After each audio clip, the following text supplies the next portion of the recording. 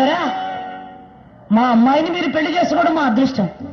కానీ ఒకటి, మా కూతుర్ని గనక మీరు పెళ్లి చేసుకోవాలంటే మీకు ముందుగానే పెండ్లయింది, ఒక కొడుకు కూడా మీకున్నాడు. మీ తరువాత మీ కుమారుడే రాజు అవుతాడు. మీ తరువాత మీ పెద్ద కుమారుడైన గాంగేయుడే రాజైతే రేపు మీ వల్ల నా కూతురికి బిడ్డలు కలిగితే ఆ బిడ్డలు ఏం కావాలి చెప్పండి? పేరుకు మాత్రం సుబ్బరాజు, ఎల్లరాజు, పుల్లరాజు, బంగారు రాజు, ఒట్టి పేరుకు మాత్రం రాజులు తప్పితే పెత్తనమేమీ ఉండదు నా మనుమలకు.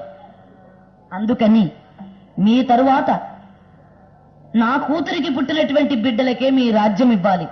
దానికి నీకు సమ్మతమైతే నా బిడ్డను నువ్వు పెళ్లి చేసుకోమన్నాడు.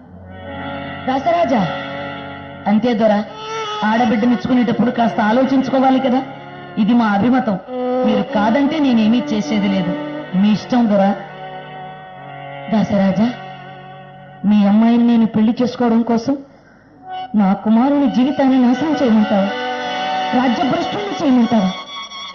అది మీ ఇష్టం దొరా. సరే, వస్తాను అని వచ్చేశాడు.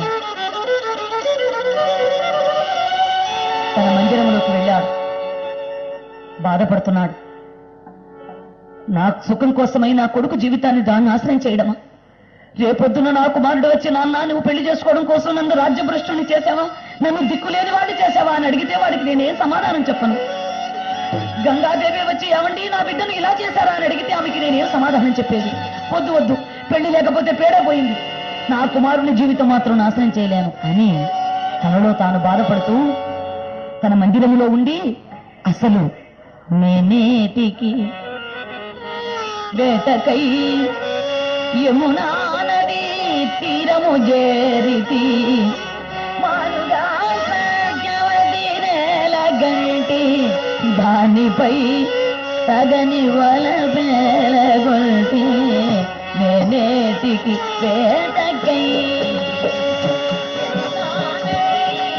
తీరము చేరితి, మారుగా సత్యవతి నేల గంటి, దానిపై తగని వల బేలగొల్పి,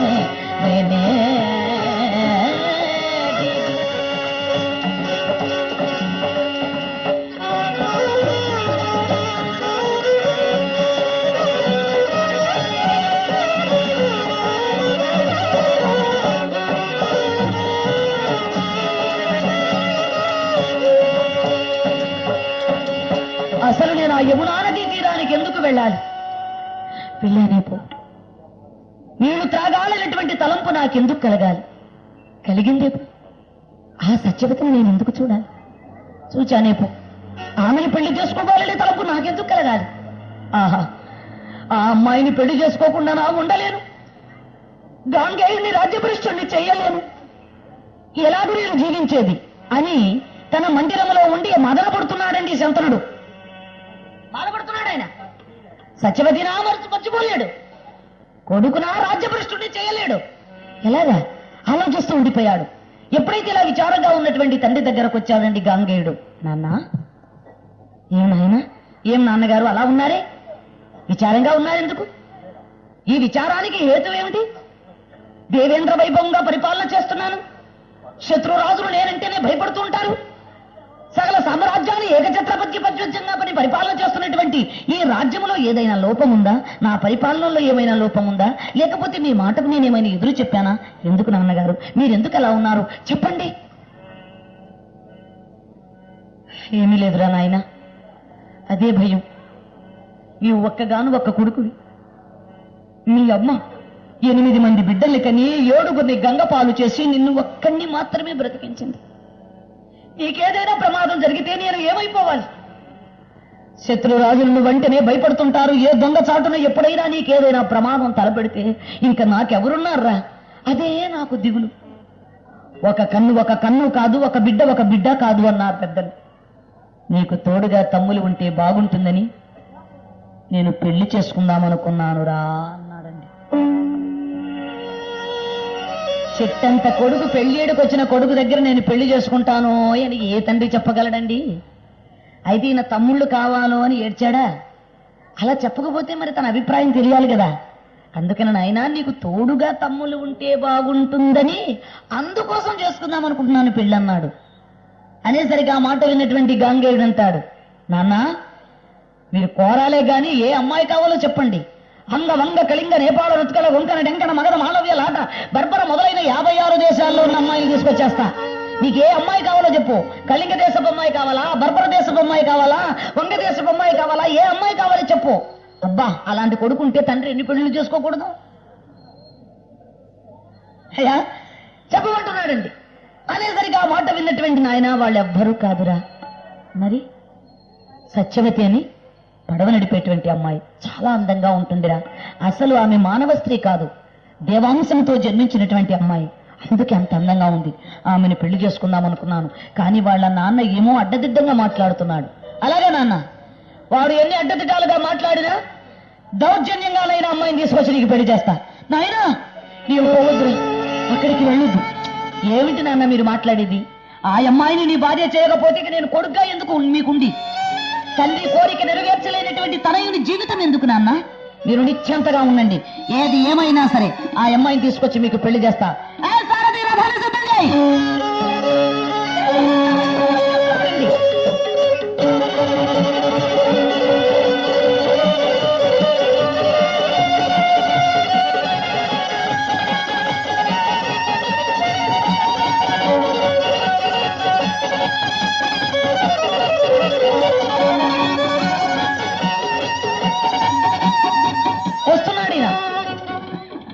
దాసరాజు దగ్గరికి గాంగేయుడు వస్తున్న సమయంలో అక్కడ యమునా నదిలో పడవ నడుపుతున్నటువంటి సత్యవతీదేవి కలలు కంటుంది.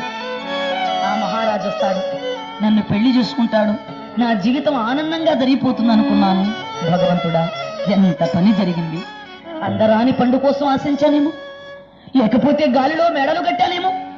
గాలిలో మేడలు కట్టే వాళ్ళ గతంతా ఇంతే. బావి మీద ఒక పలక వేసి ఉందండి, రాతి పలక. ఆ రాతి పలక మీద పడుకున్నాడు ఒక బ్రహ్మచారి. వాడికి ఎక్కడ జోడు దొరకల బాబు. పడుకున్నవాడు తిన్నంగా ఉన్నాడా? గోల్డ్ వంక చూసుకునేసరికి ఆ గోట్లో ఉందండి ఒక నువ్వు గింజ. ఆహా, ఈ నువ్వు గింజ గోట్లోకి ఎలా వచ్చింది? సరే, దీన్ని తీసుకెళ్లి మా పెరట్లో వేస్తాను, ఒక నువ్వుల మొక్క వస్తుంది, అన్ని నువ్వులు కాస్తాయి, అవి మా చెవిలో చల్లుతాను, ఒక అరమూట నువ్వులు అవుతాయి. ఈ అరమూట నువ్వులు మొన్న కొన్న భూముల్లో వేసేస్తాను, ఒక 30-40 మూటలు నువ్వులు అయిపోతాయి.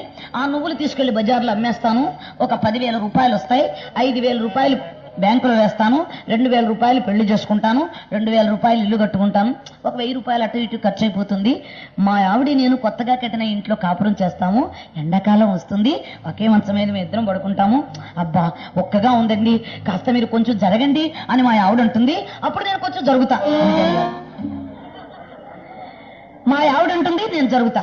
మా ఆవిడ అంటుంది, నేను జరుగుతా. బోర్ల పడ్డాడు బావిలో. దెబ్బతో పేడ వదిలిపోయిందండి అంతటితో. అట్లాగా పగటు కళలు గనే వాళ్ళ గతంతా ఇంతే. ఈమె బాధపడుతుంది, ఏమని? అందరాని బండ్ల కాసింప ఫలమే,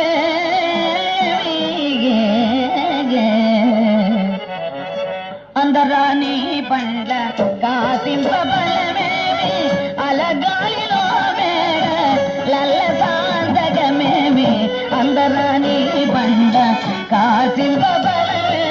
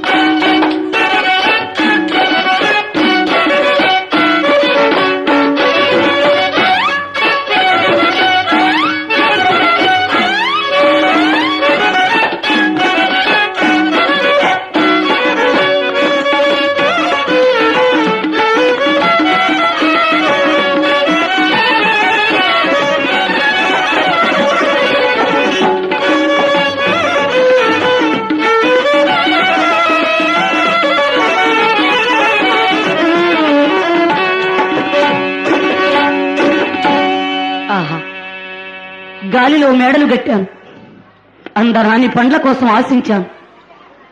సుందరుడైనటువంటి ఆ యొక్క మహారాజు నిన్ను పెళ్లి చేసుకుంటాడని ఎంతో కలగన్నాను. అయినా ఈ మగవాళ్లను నమ్మనే కూడదు. పురుషుల నమ్మరాదు, పూబోడుల నిర్మల చిత్తవృత్తుల తరచి ప్రమోగ బీజముల్ ఎదల్ వెదగల్లి అసత్యవాపయ జలధారల గడిపి తర్పగతాపనిధాగ తీవ్ర దుష్కరణ కిరణ ప్రసారముదాదురు అవే సనవా గురంబురం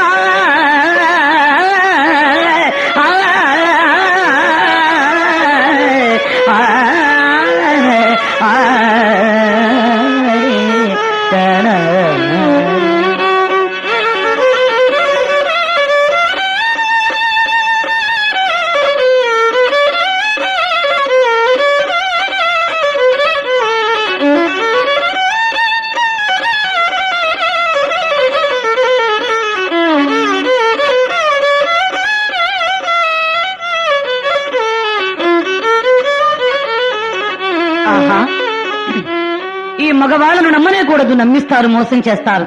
అసత్యమైనటువంటి మాటలతో ప్రేమనేటువంటి ఆ యొక్క బీజాన్ని నాటి ఆ మొక్కను పెంచి పెద్దదాన్ని చేసి అవకాశం లేకపోతే అది మొదట్లోకే కూల్చివేస్తారు. నీవంతటి దానవు ఇంతటి దానవు నిన్ను పెళ్లి చేసుకుంటాను అలాగిలాగాని మాటలు చెప్పి తన పెద్ద కుమారునకు రాజ్యము ఇవ్వకూడదు అనేటువంటి మాట అనగానే అంతా మోసం చేసి వెళ్లిపోయాడు. అయినా ఎవరిని అనుకుని ఏమి లాభము? ఆ వనజబౌడైనటువంటి బ్రహ్మదేవుడు నా నుదుటను వివాహ యోగము వ్రాయలేదేమో అని బాధపడుతుందండి ఈమె పడవలో కూర్చొని. ఇక్కడ దాసరాజు దగ్గరకు వచ్చాడు మరి యొక్క భీష్ముడు, గాంగేయుడు. దాసరాజా, ఓహో యువరాజు గారా, రండి రండి కూర్చోండి. ఏమిటి యువరాజా మీరు ఇలా వచ్చారు? కబురు చేస్తే నేనే వచ్చేవాణ్ణిగా. కబురు చేయడం గురించి కదయా, ఈ సమయంలో ఇక్కడికి రావడానికి కారణం నీకు తెలియదంటావా? నీ కూతురు అయినటువంటి సత్యవతిని మా నాన్నగారికి పెళ్లి చేయడానికి నీవేమో అభ్యంతరం చెప్పావట. మహారాజంతటి వాడు వచ్చి నీ కూతుర్ని ఇమ్మని చెప్పి అడిగితే కాళ్లు కడిగి కన్యాదాయం చేయవలసింది పోయి పైగా ఇంకా నీవు ఎదురు చెప్తావా? మర్యాదగా నీ కూతుర్ని మా నాన్నకి పెళ్లి చేసావా సరే, లేదా దౌర్జన్యంగానైనా ఈ పని చేయవలసి వస్తుంది. యువరాజా, మా అమ్మాయిని మీ నాన్నగారికి ఇవ్వనని నేను అనలేదే. మరి మా అమ్మాయిని మీ నాన్నగారు పెళ్లి చేసుకుంటే గనుక నేను ఒక షరతు పెట్టాను. ఏమిటది? ఏం కావాలి? ధన ధాన్యాలు కావాలా? మణిమాన్యాలు కావాలా? భోగభాగ్యాలు కావాలా? సిరి సంపదలు కావాలా? లేకపోతే అగ్రహారాలు కావాలా? ఏం కావాలా కోరుకోవయ్యా. కూర్చున్నామని అని అన్నాడు.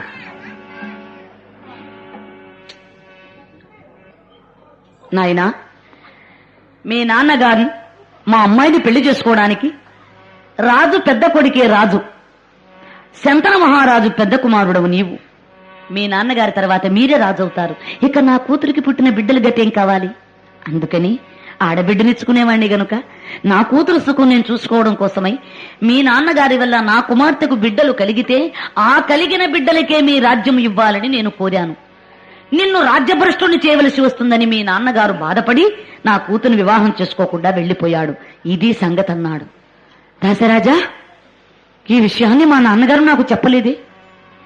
చిట్టంత కుమారుడు నీకెట్లా చెప్తాడు నాయన? అయితే నా కోసం తన పెండ్లి బానుకున్నాడా? దాసరాజా, అంతటి మహానుభావుడకు నా కోసం తన జీవితాన్ని కూడా పరిరక్షించినటువంటి తండ్రి కోసం నేను ఎంత చేస్తే మాత్రం నా యొక్క రుణము తీరుతుంది చెప్పు. సరే, ఇప్పుడు నేను మాటిస్తున్నా, నాకు అక్కర్లేదు.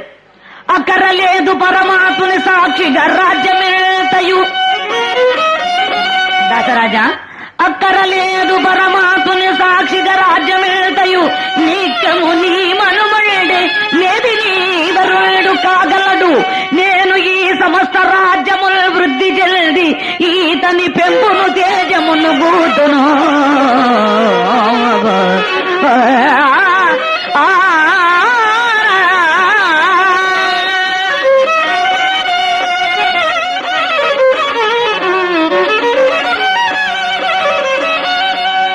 దాసరాజా, పరమాత్ముని సాక్షిగా నాకు రాజ్యం అక్కర్లేదు.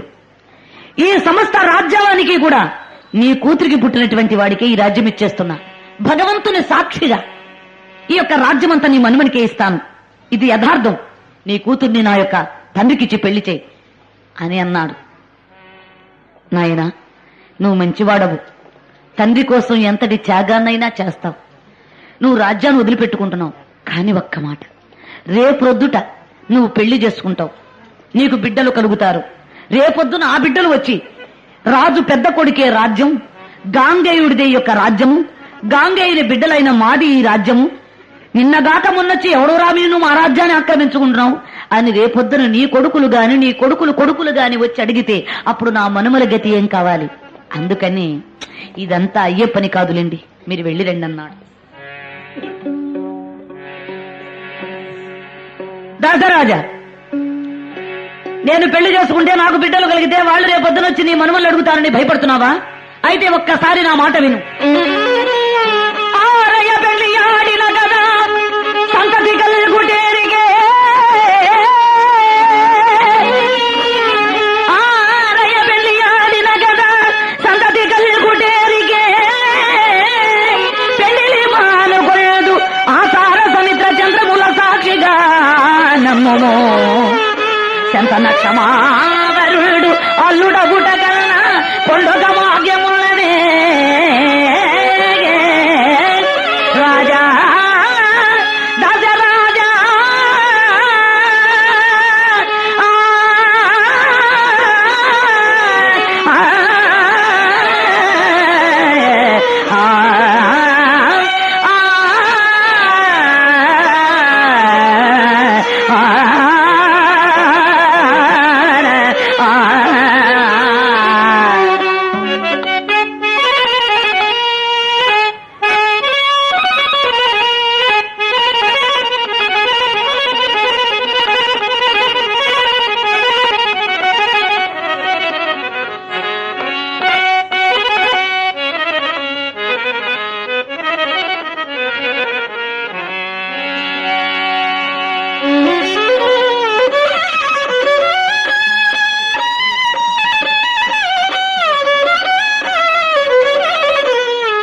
దశరాజా, నేను పెళ్లి చేసుకుంటే నాకు బిడ్డలు కడితే వాళ్ళు వచ్చి రేపొద్దున నిన్ను అడుగుతారని నువ్వు భయపడుతున్నావు కదూ. అయితే పరమాత్మని సాక్షిగా, అష్టదిక్పాలకుల సాక్షిగా, భూమి ఆకాశాల సాక్షిగా, పంచభూతాల సాక్షిగా, నా తండ్రి మీద ఆనగా ఈ రోజు మొదలుకొని నేను చచ్చేంత వరకు ఆ జన్మాంతం బ్రహ్మచారిగా ఉంటున్నాను. ఇదే నా యొక్క ప్రతిజ్ఞ అని భీషణమైన ప్రతిజ్ఞ ఎప్పుడైతే చేశాడో పైనుండి ఆకాశవాణి భీష్ముడు భీష్ముడు భీష్ముడు భీష్ముడు అనేటువంటి నినాదం చేసింది. పైనుండి దేవతలు పుష్పవర్షం కురిపించారు. జై ఇందిరారమణ గోవింద, జై ప్రహ్లాద వరద గోవింద. తన తల్లి అయినటువంటి పిన తల్లి కాబోతున్న సత్యవతీదేవిని వెంట పెట్టుకుని అందరూ కూడా బయలుదేరి రాజ్యానికి వస్తున్నారు. ఈ వార్త తెలుసుకున్నాడండి శంతన మహారాజు. మంత్రి, నా జీవితం కోసం, నాకు పెళ్లి చేయడం కోసం నా కుమారుడు తన జీవితాన్నే పరిత్యజించాడా? ఆ జన్మాంతం బ్రహ్మచారిగా ఉంటానండి ప్రతిజ్ఞ చేశాడా? ఆహా, అలాంటి కుమారుణ్ణి కన్నటువంటి నా అదృష్టమే అదృష్టమయ్యా. కాని నిండు 100 ఏళ్ల జీవితాన్ని నాశనం చేసుకున్నాడే నా కోసం. అట్లాంటి నా కుమారుని నేను సత్కరించాలి పదరా అని చెప్పి గబగబా రాజు వస్తున్నటువంటి కుమారుడికి ఎదురు వెళుతున్నాడు. ఆయన రథారూఢుడై బయలుదేరి వచ్చి సత్యవతిని తీసుకొస్తున్నాడు. నాన్నగారు, ఇదిగో మీరు కోరినటువంటి అమ్మాయి, ఈ అమ్మాయిని మీరు పెళ్లి చేసుకోవడం కోసమే నేను తీసుకొచ్చాను అని వస్తుండగా అమ్మాయి మాట అలా ఉంచి ముందు వచ్చి కొడుకుని కౌగిలించుకున్నాడండి దశంతను. కురుకుల వర్ధన గంగానదన కొమరుడవనదీవే నా కోరిక తీర్చినావా, కురుకుల బర్దన గంగానందన కుమరుణవన దేవే నా కోటి దిద్దినావా కురుకుల వర్ధనా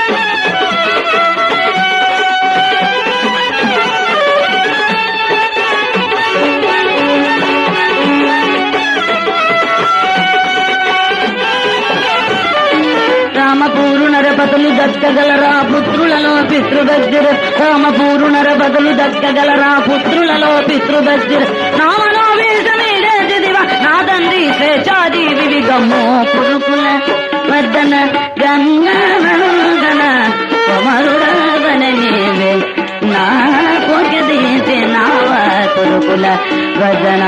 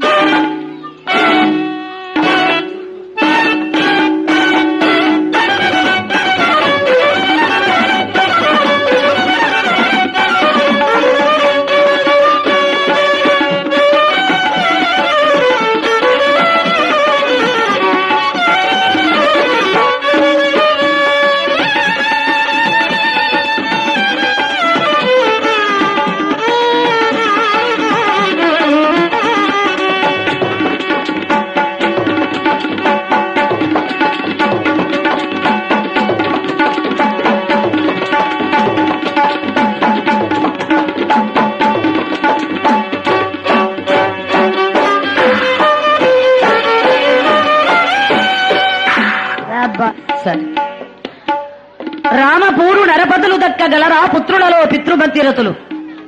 శంతనుడు అంటాడు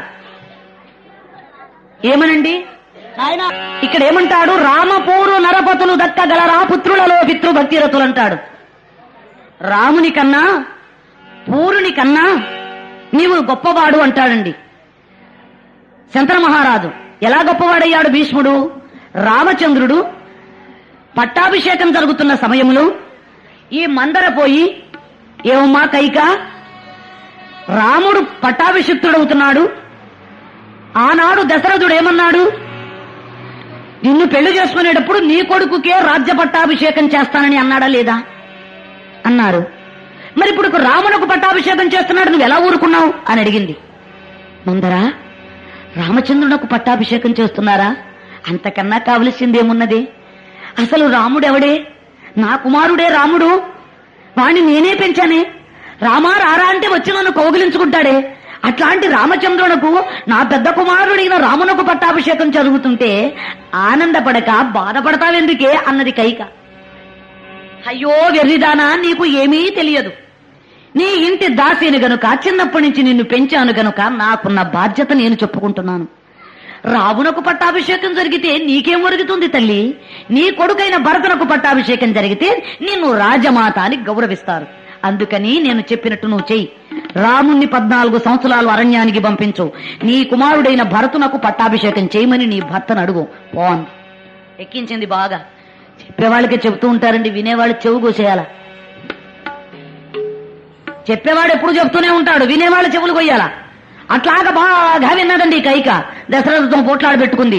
ఆఖరికి ప్రాణాలు పోయే సమయం వచ్చేసింది. రాముని పిలిపించి 14 సంవత్సరాలు అరణ్యానికి పంపింది.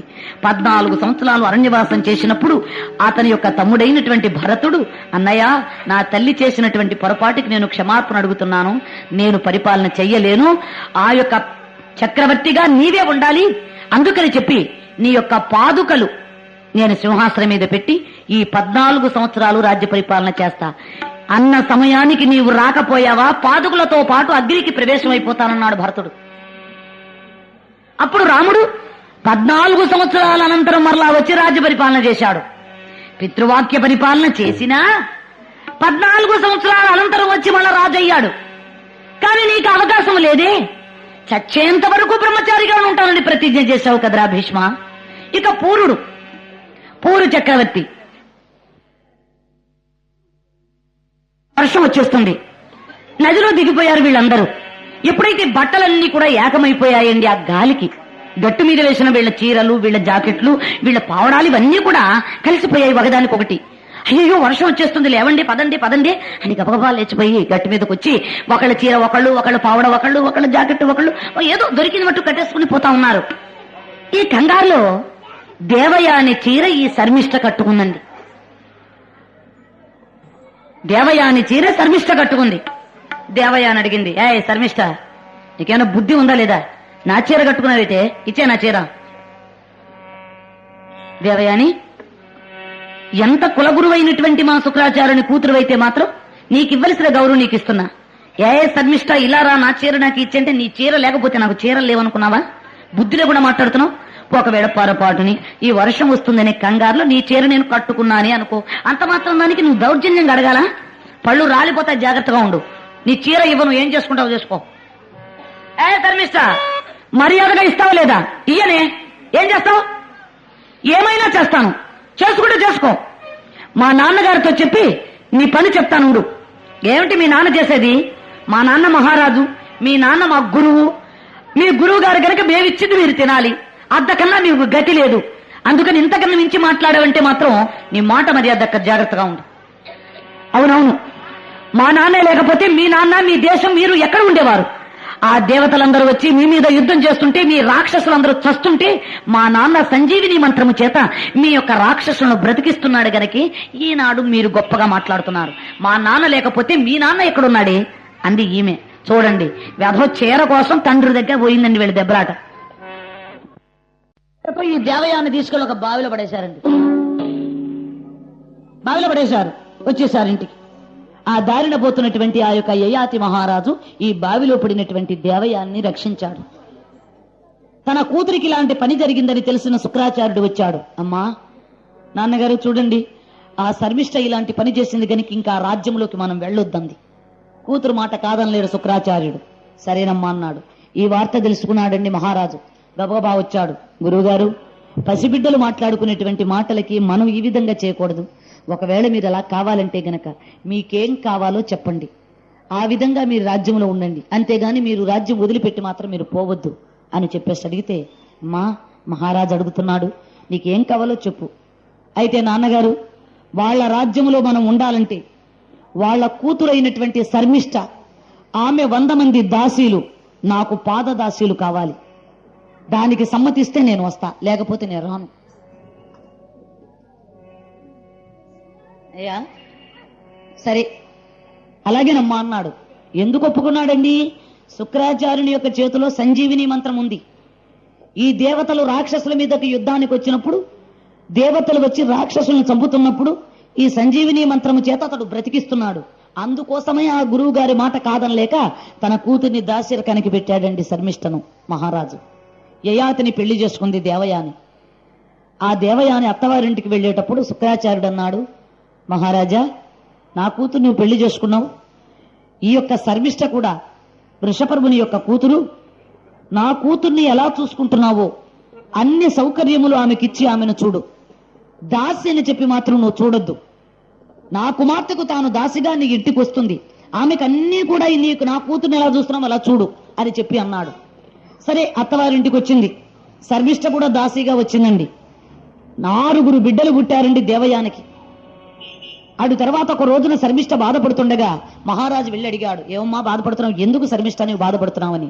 మహారాజా, నేను ఒక రాజు కూతురునయ్యుండి నా జీవితం ఇలా వ్యర్థమైపోయింది. నీకు 6 బిడ్డలు ఉన్నారు. దేవయాని నా కళ్ళ ముందు అంత చక్కనైన ఐశ్వర్యాన్ని అనుభవిస్తుంది. రాజు కుమార్తెనే నాకు ఏ విధమైనటువంటి ఇది లేకుండా, వివాహము లేకుండా నేను నా జీవితం ఇలా అయిపోవలసిందేనా? అందుకని చెప్పి నన్ను మీరు వివాహం చేసుకోండి అంది. గాంధర్వ విధిని శర్మిష్ఠను పెళ్లి చేసుకున్నాడు యయాతి మహారాజు. ఆమెకు 3 కొడుకులు పుట్టారు.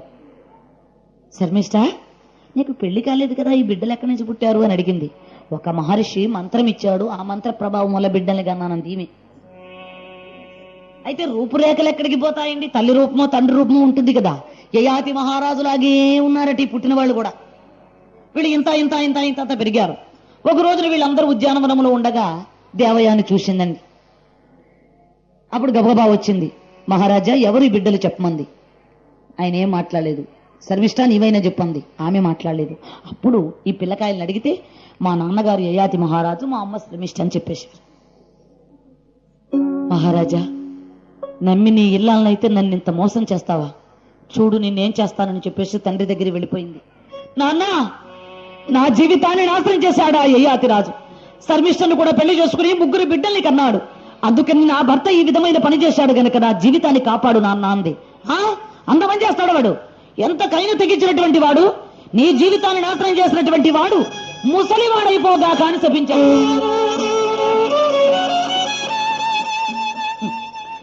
నాన్న, ఏమ్మా, నా సంసారం నిలబెట్టమన్నాను గాని నా మొగుడిని ముసలివాణ్ణి చేయమన్నానా? మరి నువ్వు నన్నావు కదమ్మా. అంటే నా మొగుడు ముసలివాణ్ణి చేయమని చెప్పాను నాన్న. ఎంత పని చేశావు, ఇప్పుడు ఎలాగా నా జీవితం ఏమైపోతుంది చెప్పు. అయ్యయ్యో, అంత దూరం ఆలోచించలేదమ్మా నేను. సరే పని చెయ్యి, నీకు కుమారులు ఉన్నారు కదా, నీ కొడుకుల్లో ఎవరికైనా ఆ యయాతి మహారాజు ముసలితనాన్నిచ్చి ఆయన యవ్వనాన్ని తీసుకోమను. ఆ విధంగా కొంతకాలం నీవు సంసారం చేసుకుంటూ రాజ్య పరిపాలన చేయొచ్చు. సరే వచ్చారండి. వచ్చేసరికి ఈయన గడగడ ఉణుకుతున్నాడండి ముసలివాడిగా. ఏమండి, పొరపాటు అయిపోయిందండి, ఇలాంటి జరిగిన విషయం అంటే. సరే కొడుకుల్ని పిలిచారండి. అరే, నా ముసలితనాన్ని నువ్వు తీసుకోరా అన్నాడు. ఏమిటండి నాన్నగారు, ఏమో పెద్ద భాగ్యాలు, భోగభాగ్యాలు, ధనధాన్యాలు ఇచ్చినట్టు నా ముసలితనం తీసుకోరా అంటున్నావు. ఎవరికి కావాలి ముసలితనం? నాకొద్దు పొండి అన్నాడు. సరే మీకు రాజ్యంలో హక్కు లేదు, పొండరా అని చెప్పేసి 6 తిట్టాడు. శర్మిష్ఠ బిడ్డల్ని పిలిచాడు.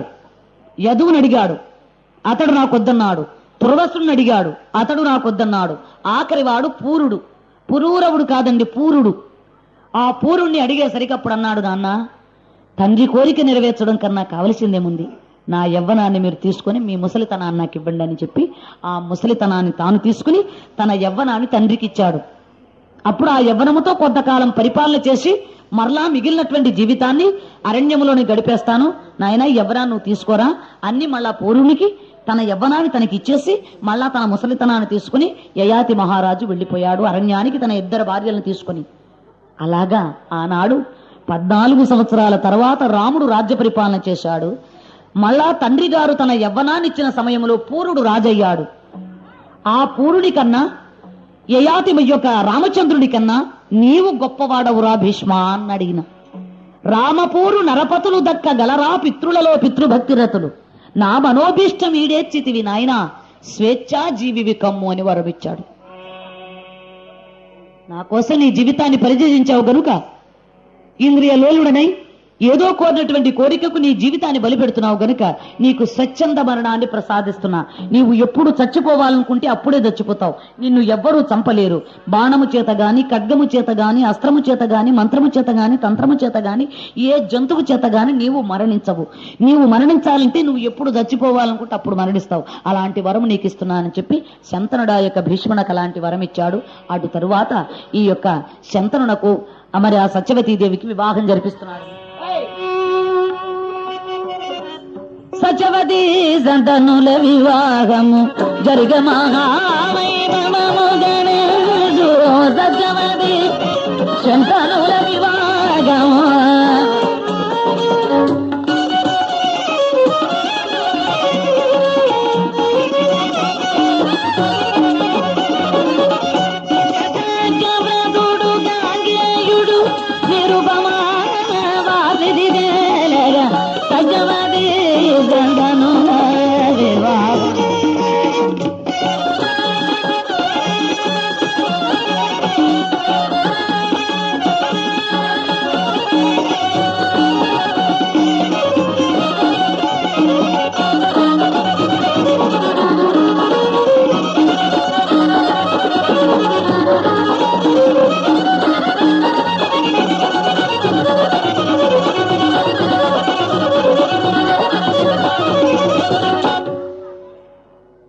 బ్రహ్మాండంగా పెళ్లి జరిగిపోయిందండి. తండ్రి గారికి దగ్గర ఉండి పెళ్లి చేశాడు భీష్ముడు. అలా ఇరువురికి పెళ్ళైనటువంటి కొంతకాలానికి సత్యవతీదేవికి ఈ యొక్క శంతన మహారాజు వల్ల 2 కొడుకులు పుట్టారండి. చిత్రాంగదుడు, విచిత్ర వీర్యుడు. అలా కొడుకులు పుట్టి పెరిగి పెద్దవాళ్ళు అవుతున్నటువంటి సమయంలోనే శంతన మహారాజు ఇక ఆయన గారు మరణించడం అనేటువంటిది జరిగింది.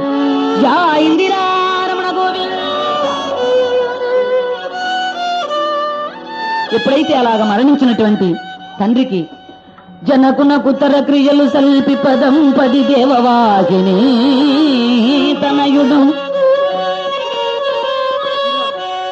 జనకునకు తర క్రియలు సల్పి పదం పడి దేవవాహిని తనయుడు పేర్మి నిల్పే పెద తమ్ముని సింగపు గద్దె పైన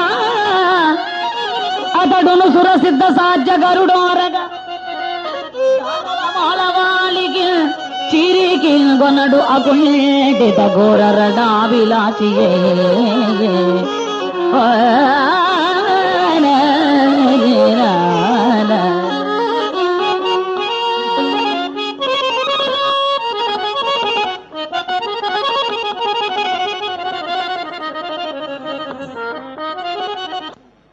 ఎప్పుడైతే తండ్రి గారు చచ్చిపోయినటువంటి సమయంలో అతనికి కర్మక్రియలు చేశాడు అన్న మాట ప్రకారంగా తన పెద్ద తమ్ముడైనటువంటి విచిత్ర వీరునకు చిత్రాంగదునకు రాజ్య పట్టాభిషేకం ఇచ్చి యువరాజ పట్టాభిషేకం కట్టి ప్రక్కనే ఉండి రే తమ్ముడు ఇలా పరిపాలించాలని చెప్పి తన తమ్మునకు చెప్తున్నాడండి భీష్ముడు. సత్యవతీదేవికి 2 కొడుకులు పుట్టారు కదా, అందులో పెద్ద కుమారుడైన చిత్రాంగదునకు ఈ పెద్ద మనిషి ఎలాంటి వాడంటే ఒట్టి దుర్మార్గుడండి. చెప్తే వినేవాళ్ళకి చెప్పొచ్చు, వినని వాళ్ళకి చెప్పు. ఈ విననటువంటి వాళ్ళు చూడండి మధ్యవర్తులు, వాళ్ళకి అసలు చెప్పలేం. దుర్మార్గుడు ఒకడు, మొండివాడు, మూర్ఖుడు. తన కూర్చున్న కొమ్మ తనే నరుక్కుంటున్నాడు. ఒక చెట్టు మీద కూర్చొని కట్టెలు కొడుతూ తన కూర్చున్న కొమ్మ తనే నరుక్కుంటా ఉన్నాడండి.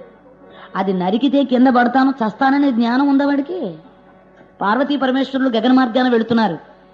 అయ్యయ్యో వీడు ఒట్టి మూర్ఖుల్లా ఉన్నాడు, వీడు కూర్చున్న కుమ్మ వాడే నరుక్కుంటున్నాడు, వాడు కింద పడ్డాడని చచ్చూరుకుంటాడండి, వెళ్ళి రక్షించుదామండి అంది పార్వతి. పోవే, వాడిని ఏమి రక్షిస్తాం మనం, వాడి కర్మాన్ని బడి వాడిని పోని. అదేమిటండి, మన బిడ్డల్ని మనమే రక్షించుకోకపోతే ఎట్లాగా?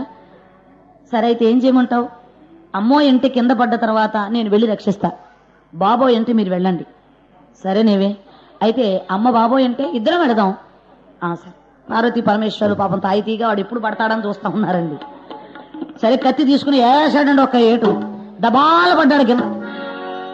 ఎప్పుడైతే పడ్డాడో బాబోయ్ అంటే ఈయన వెళదాం అనుకున్నాడు, అమ్మోయ్ అంటే ఆవిడ వెళదాం అనుకుంది. అమ్మ బాబోయ్ అంటే ఇద్దరు వెళదాం అనుకున్నారు. వాడు కింద పడ్డవాడు అమ్మోయం లేదు, బాబోయం లేదు, అమ్మ బాబోయం లేదు. పడగానే చచ్చాను రోయ్ అన్నాడు. చచ్చాడండి. ప్రారంధాన్ని తప్పించేవాడెప్పుడు? అందుకని చెప్పి అలాగా చిత్రాంగదునికి చెప్పాడు, అరే తమ్ముడు జాగ్రత్తరా, అందరితోనూ దెబ్బలాట్లు పెట్టుకోవద్దంటే విన్నాడు కాదండి. భీష్ముడు లేని రోజున గంధర్వుడనే చిత్రాంగదుడు ఉన్నాడు. ఈయన కబురు చేశాడండి ఆయన్ని, ఏయ్ నీ పేరు నా పేరు ఒకటి ఉండడానికి వీల్లేదు, నీ పేరు చిత్రాంగదుడే నా పేరు చిత్రాంగదుడే, ఇద్దరి పేర్లు ఒకళ్ళు ఎలా పెట్టుకోవడం? నువ్వు పేరు మార్చుకుంటావా నాతో యుద్ధానికి వస్తావా? అదండి అసలు సంగతి. యుద్ధానికి రావాలి ఆయనకి. సుబ్బారావులు అంటే ఎంతమంది సుబ్బారావులు ఉండరు? ఏం రంగారావులు అంటే ఎంతమంది రంగారావులు ఉండరు? ఒక్కడేమి నా పేరు నువ్వు పెట్టుకున్నావు అదైతే కుదురుతుందండి అని చెప్పేసి అన్నాడు. సరే నీ కింద పొగరగా ఉందా రమ్మని చెప్పేసి ఆ దేవలోకము నుండి ఆ చిత్రాంగదుడనే గంధర్వుడు వచ్చి భీష్ముడి తమ్మునితో యుద్ధం చేసి కురుక్షేత్రములో ఈ భీష్ముడి తమ్ముడైన చిత్రాంగదుడిని చంపి వెళ్ళిపోయాడండి. తెచ్చాడు. అప్పుడు తెచ్చి బాధపడ్డాడండి భీష్ముడు. అప్పుడు రెండవసారి ఏమన్నాడంటే, నాయనా చిత్రాంగదుడు ఆ విధంగా గంధర్వుని చేతిలో మరణించాడురా, నువ్వైనా జాగ్రత్తగా ఉండు అని చెప్పి విచిత్ర వీరునకు పట్టాభిషేకం చేశాడండి భీష్ముడు. ఆనాడు తల్లికి మాట ఇచ్చిన ప్రకారంగా, దాసరాజుకి మాట ఇచ్చిన ప్రకారంగా ఆజన్మాంతం బ్రహ్మచారిగా ఉంటానని అన్నాడు గనక పెళ్లి చేసుకోవడం మానేసి బ్రహ్మచారిగా ఉండి తన తమ్ములకే రాజ్యం ఇచ్చాడు. ఒకడు తెచ్చాడు, రెండో వాడు సింహాసనం మీద కూర్చున్నాడండి. ఇలా ఉండగా కాశీ పట్టణాన్ని పరిపాలిస్తున్నాడు కాశీ మహారాజు. అతనికి 3 కూతుళ్ళు, అంబా, అంబిక, అంబాలిక. ఈ 3కి స్వయంవరం చాటించాడు. స్వయంవరం విషయం మాత్రము ఈ భీష్ముల వారికి కబురు చేయలేదు. ఎందుకని? ఆ కాలములో హస్తినాపుర రాజుల మీద చిన్న చూపు ఉండేది. ఎందుకంటే శంతన మహారాజు ఒక జాలరికాంతను పెళ్లి చేసుకున్నాడు అనే చిన్న చూపు. అదేమిటంటే అప్పుడు కూడా ఇలాంటివి ఉండేవన్నమాట. ఆ కారణం చేత అంబిక, అంబాలిక, అంబకు ఈ ముగ్గురికి స్వయంవరాన్ని చాటి భీష్ముల వారి కబురు చేయలేదు. ఇది తెలుసుకున్నాడు. రే తమ్ముడు, అన్నయ్య, నేనంటే బ్రహ్మచారిని పెళ్లి చేసుకోను, నీవు పెళ్లి చేసుకోవలసిన వాడు ఉన్నావు కదా, మరి ఈ విషయంలో కాశీరాజు ఎందుకు మనకు వర్తమానం పంపలేదు? ఏమో అన్నయ్య, సరే వాడి సంగతి ఏమిటో తేల్చేద్దాం. కారు సిద్ధం కూడా ఆ యొక్క చక్కనైనటువంటి ఆ యొక్క రథాన్ని సిద్ధం చేసి గుర్రాలను అమర్చి చక్కనైనటువంటి ఆ యొక్క రథాన్ని బయలుదేరి మనం కాశీకి వెళదాం పోలా అని శరవేగంగా బయలుదేరారు.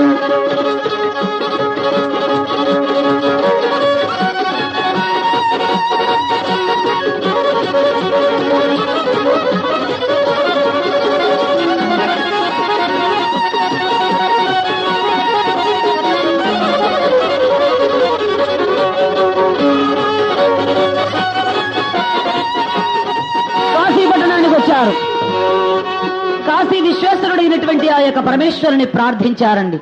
శంకరా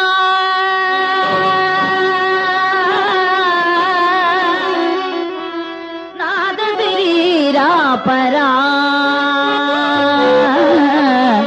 వేద విహారాహరా జీవేశ్వరా శంకరా నాద శరీరాపరా వేద విహారాహరా శంకరా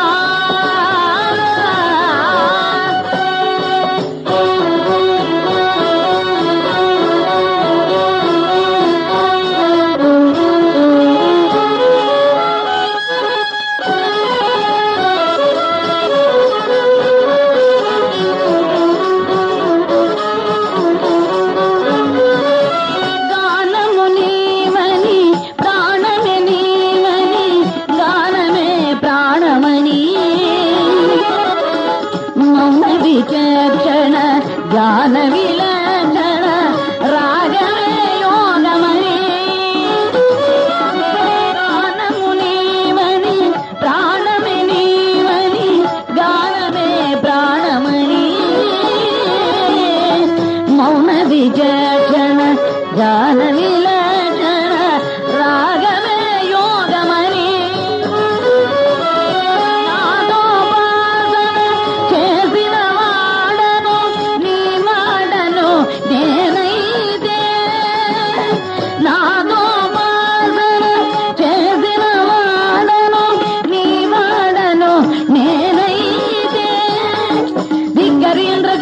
గిరీంద్రజిత గంధరా నీలకందరా చంద్రులుగ నిరుద్రవీవ నిర్నిద్రగానవి అవధరేందరా వినిధరేందరా శంకరా నాద శరీరాపరా వేద విహారాహరా జీవేశ్వరా శంకరా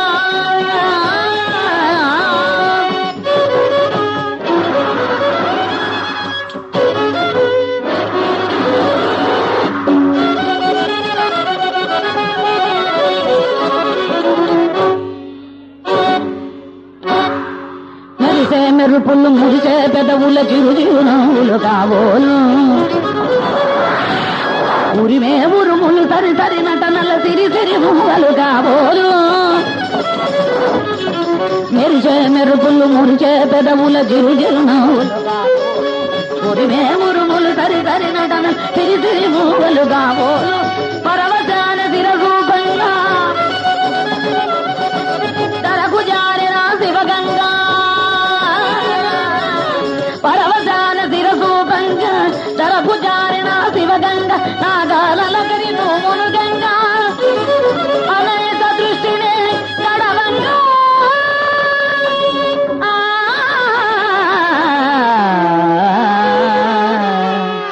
శంకరా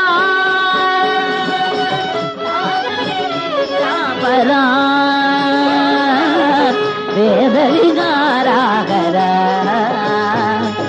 జీవేశ్వరా శంకరా శంకరా శంకరా.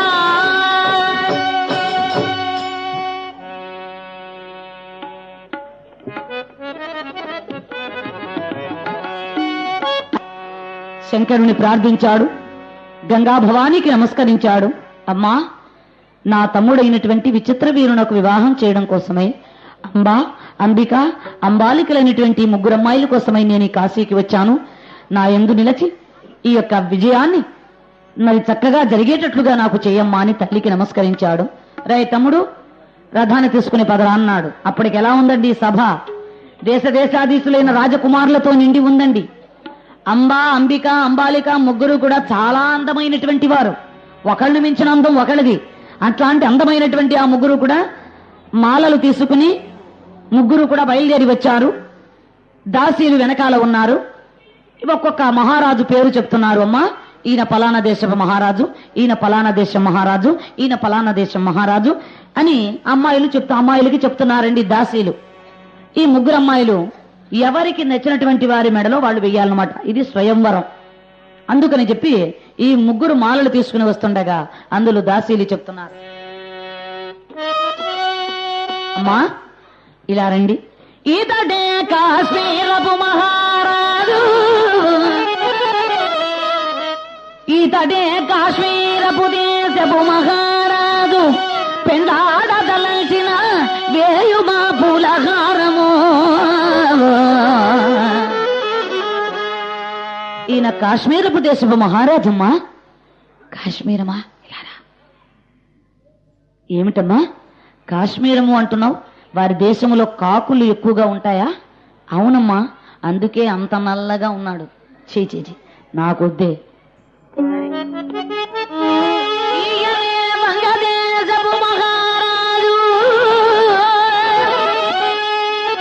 వంగదేశమా? యారా ఏమిటమ్మా వంగదేశం అంటున్న వారి దేశంలో ఏమైనా వంకాయలు బాగా పండుతాయా? అవునమ్మా, అందుకే ఆ వంకాయలు తిని తిని ఎప్పుడు గోకోవడం పనే పట్టాడు. అట్లాంటి ఆయన పెళ్లి చేసుకుని నేనేం సుఖపడతాను? నాకు వద్దబ్బా. సరే, బెండదేశపు మహారాజు. బెండదేశమా? అయితే వారి దేశంలో బెండకాయలు బాగా పండుతాయి కాబోలు. అవునమ్మా, అందుకే కాబోలు అమోనా వేసిన బెండకాయలాగా అంత పొడుగున్నాడు. అబ్బబ్బబ్బా వద్దే, ఆయన భుజాల వరకు కూడా నేను రాను. అట్లాంటి ఆయన పెళ్లి చేసుకుని నేనేం సుఖపడి నాకు వద్దే బాబు. సరే, ఈయనే చామదేశపు మహారాజు. ఈయన చామదేశపు మహారాజు.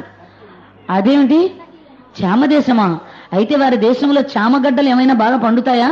అవునమ్మా, అందుకే దుంపలాగా అలా ఉన్నాడు అంత నల్లగా. అబ్బా నాకు వద్దే బాబు. సరే పోనీ ఇలా రమ్మా అని ఇలాగా ఒక్కొక్కళ్ళు గురించి చెప్తూ ఉన్నాడు. అలా చెప్తున్నటువంటి సమయంలో ఇంక ఈ మగవాళ్ళందరండి మీసాలు సవరించేవారు, ఆ వేసుకున్న ఆ చొక్కాలు సవరించుకునేవారు, కిరీటాలు సదురుకునేవారు అనేవారు, ఆహా అనేవారు, కాస్త రొమ్ము వెచ్చుకుని నిలబడేవారు. ఏమిటా అమ్మాయి వచ్చి మెళ్ళ పూలమాల వేస్తుందేమోనని. అప్పుడు చేసే చిన్నులు ఎన్ని చిన్నులండి, మెలుగులు తిరిగిపోతా ఉన్నారు మగాళ్ళంతా ఈ ముగ్గురు అమ్మాయిలను చూచి. ఎప్పుడైతే ఇలా ఉన్నటువంటి సమయంలో శృంగార రసములో ఉన్నదండి సభ. అందరూ శృంగారంలో మునిగి తేలుతున్నారు. ఈ అమ్మాయి నాకు బెళ్ళం అవుతుంది, ఈ అమ్మాయి నాకు బెళ్ళం అవుతుంది, ఈ అమ్మాయి నా మెళ్ళో మెడ మాల వేస్తుంది, నా మెళ్ళో మేళ వేస్తుంది. ఇలా శృంగార రసంలో ఎప్పుడైతే ఉన్నాడో వచ్చి పడిపోయింది రౌద్ర రసం. తమ్ముడు పోయి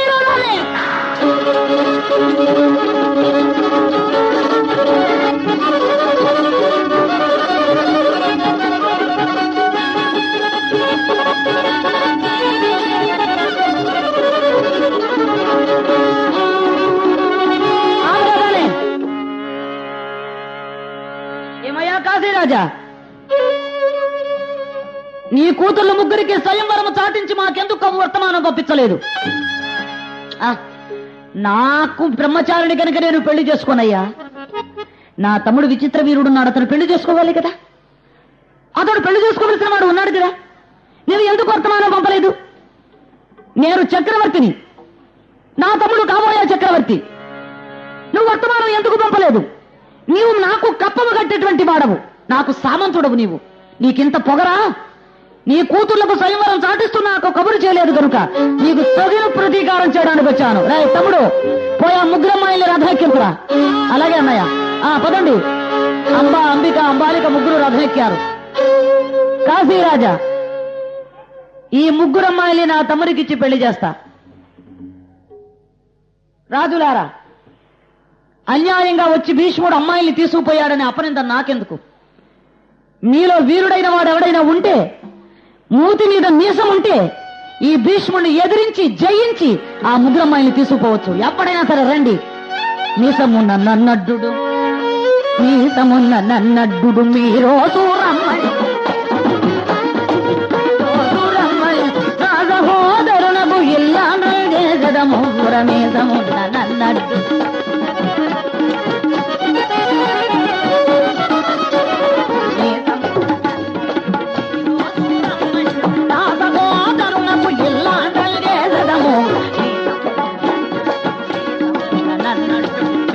సూరమ్మలు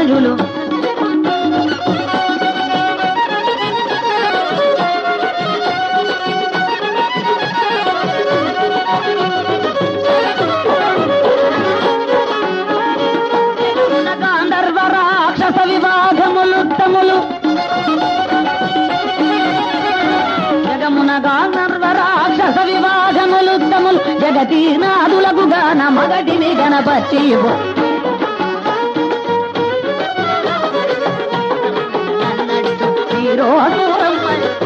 సహోదరులం ఇల్లాండ్రల్ చేసదము పురమేతం.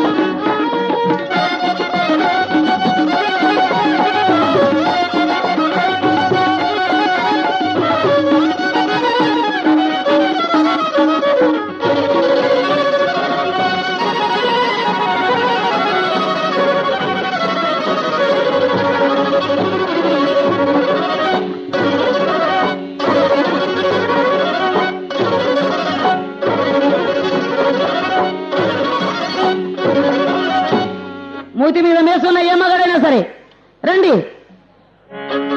ఏమయ్యా, ఈ మూతి మీద మేసంలే ఎంత లేదు, రొయ్యకున్నంత పొడవుంది నాకు మేసం.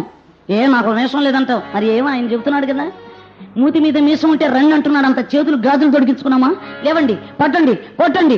భీష్ముడైనా సరే, వాడు బాబు అయినా సరే, ఏమైనా సరే ఈ ముగ్గురు అమ్మాయిలు ఎంత దౌర్జన్యంగా తీసుకుపోతాడా చూద్దాం. లేవండి, పట్టండి. లెగిచారండి. బాణాల మీద చెయ్యిలు వేశారు.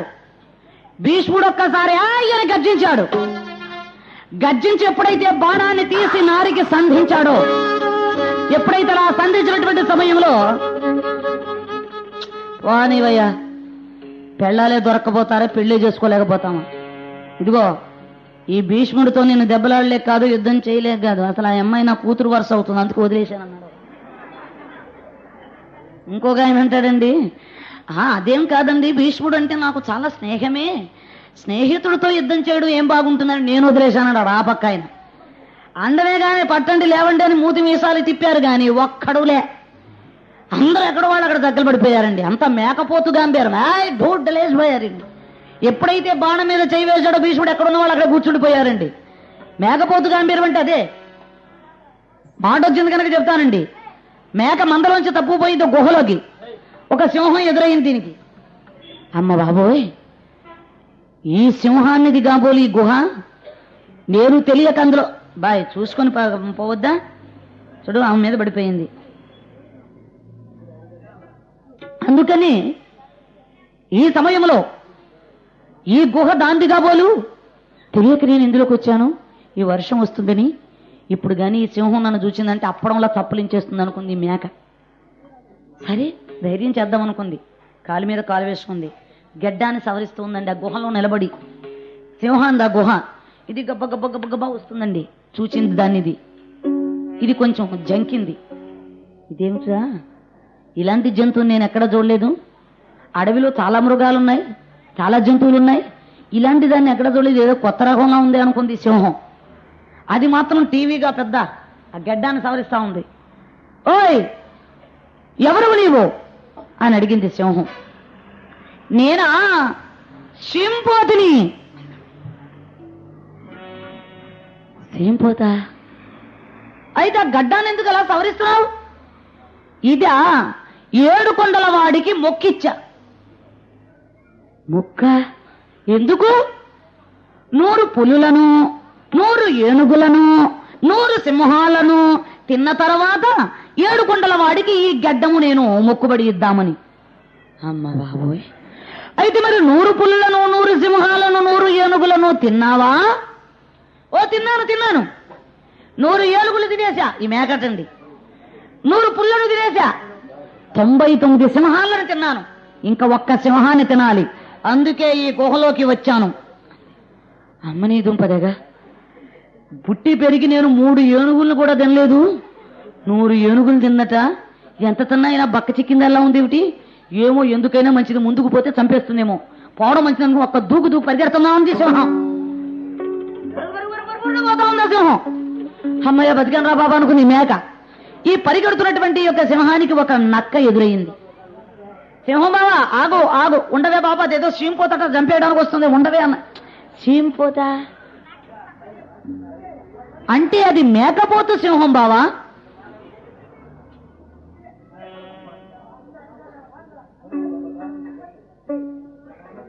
ఏమన్నా వింటున్నారా వాళ్ళు? ఓ ఇసుకంతా లేపేది, గొడవ చేసేది, ఆ బట్టలు చూడు ఎలా తయారైనయా. అయ్యయ్య, ఏం చచ్చిపోతా ఉన్నామండి బాబోయ్, మా వల్ల